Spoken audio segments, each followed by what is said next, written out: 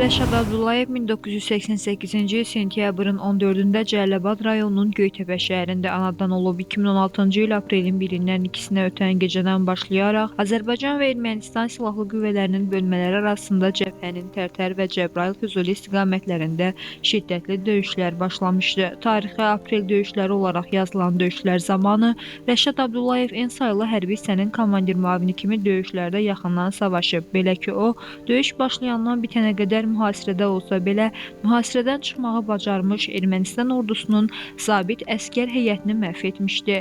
Gecə döyüşləri zamanı Cəbrayıl rayonunun Lələtəpə istiqamətində olan əlverişli mövqelər, strateji nöqtələr, o cümlədən Lələtəpə zirvəsi Azərbaycan ordusu tərəfindən işğaldan azad olunub. Həmin döyüşlərdə Ermənistanın Müdafiə naziri Seyran Ohanyan tərəfindən qurulan və Ermənistan ordusunun yenilməz Ohanyan xətti olaraq tanınan müdafiə xətti 40 dəqiqə ərzində darmadağın edilib. 2020-ci il sentyabrın 27-sində Ermənistan silahlı birləşmələrinin geniş miqyaslı təxribatlarına qarşı Azərbaycan ordusunun başladığı əks-hücum əməliyyatının Vətən müharibəsinin 3-cü günündə zabit Rəşad Abdullayev Murovdağ istiqamətində gedən döyüşlərdə qəhrəmanlıq göstərərək şəhidlik zirvəsinə yüksəlib.